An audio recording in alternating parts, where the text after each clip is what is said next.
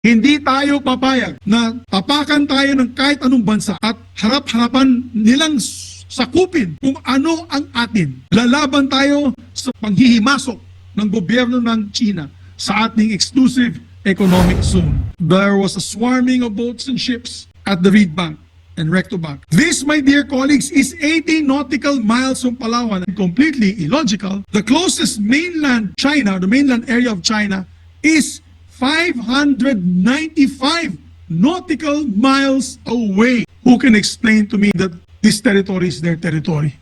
By all metrics of reason, Reed Bank is ours. It is Philippine territory. Or we can look at Mischief Reef or any land formations in the Spratlys where China has been putting up reclamation activities. Mischief Reef, my dear colleagues, Mr. President, is just 129 miles away from Palawan. And it is almost 600 nautical miles away from Hainan. 600, mas malayo pa po sa mainland China. And yet China insists on claiming it as part of their so-called 9-dash line. Ladies and gentlemen, my esteemed colleagues,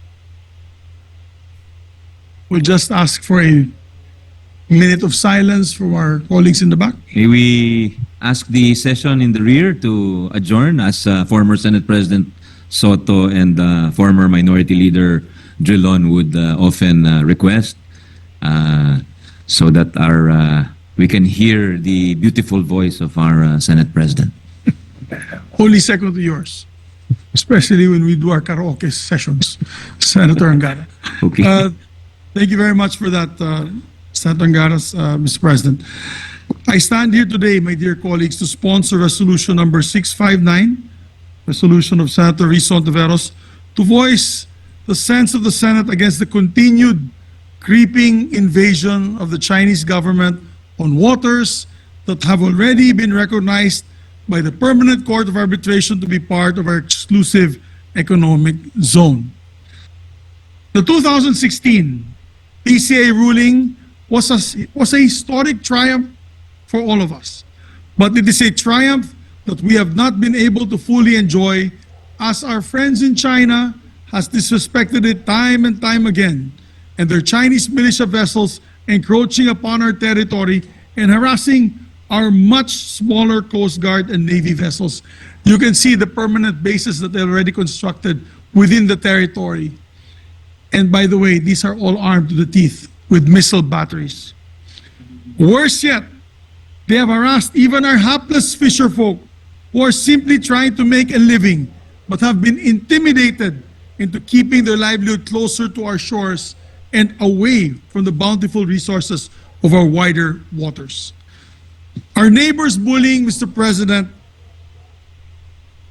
then no denying about it, there's no word for it, is absolutely reprehensible and completely illogical.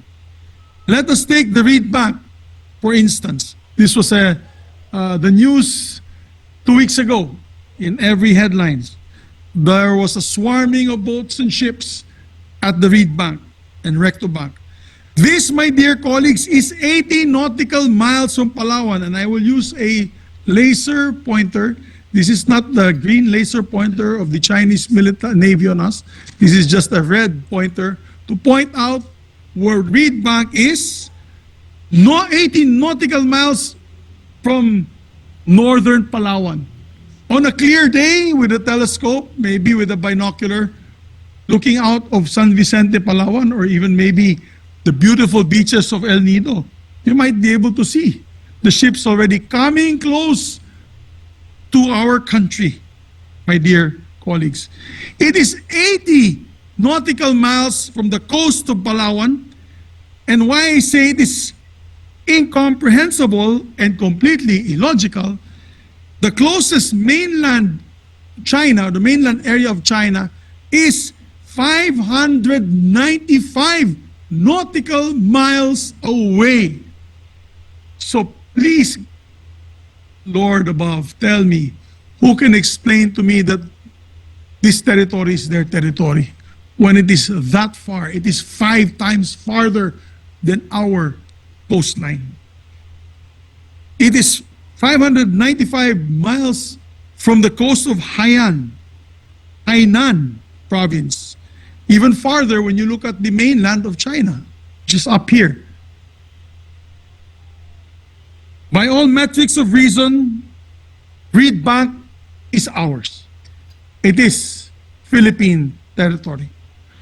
Just look at the map, Mr. President. I always want to show these illustrations to people to really show them that we are not encroaching on their territory. They're clearly encroaching on Philippine territory. Imagine, my dear colleagues, ships storming the area 80 nautical miles from the U.S. coastline.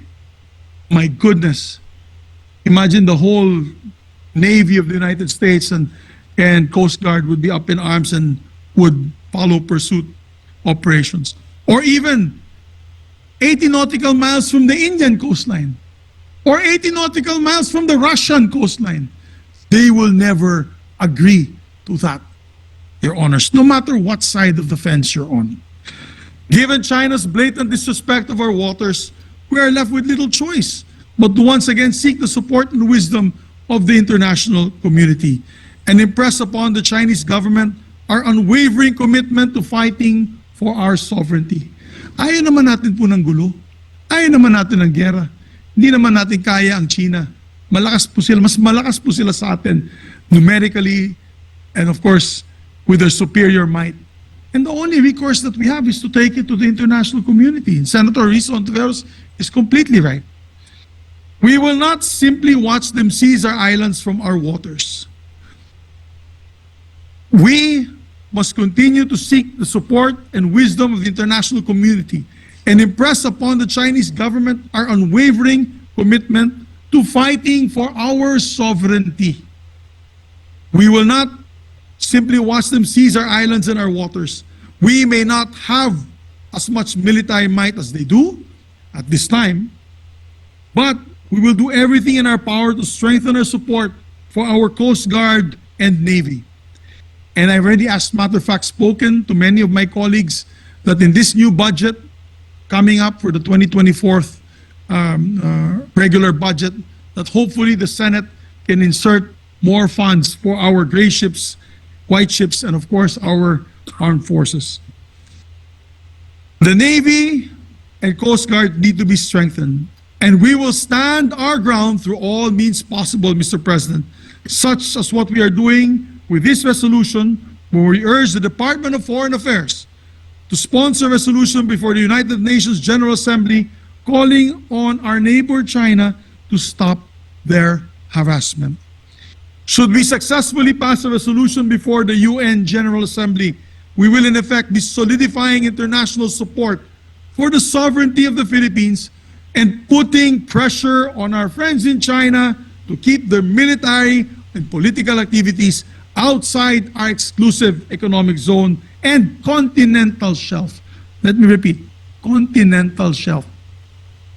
Hindi tayo papayag na tapakan tayo ng kahit anong bansa at harap-harapan nilang sakupin kung ano ang atin.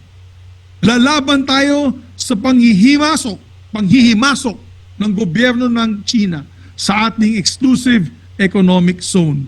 At gagawin natin ang lahat ng ating makakaya para maprotektahan ang kabuhayan at kaligtasan ng mga mangingisdang Pilipino. And to end, Mr. President, I just want to salute all the men and women of our Navy, our Air Force, our military, especially the Coast Guard, na harap-harapan po nilang tinitignan sa mga mata ng ating neighbor China at talagang hindi sila napapasindak at hindi po sila natatakot. Lalo na yung mga Marines stationed sa AYUNGIN Shoals. 24 sila. They are there for love of God and country. I salute them. They said to me and to many of us here together with Senator Jinggoy Estrada, bahala na po kung anong mangyayari sa amin, pero hindi kami aalis dito. Ganun katapang ang ating mga kapatid na mga sundalo dito sa mga lugar na ito. I salute them, Mr. President. And we in government should support them. at all cost. Maraming po salamat. Mabuhay po ang ating bansa. Mabuhay po Pilipinas. Laban Pinas.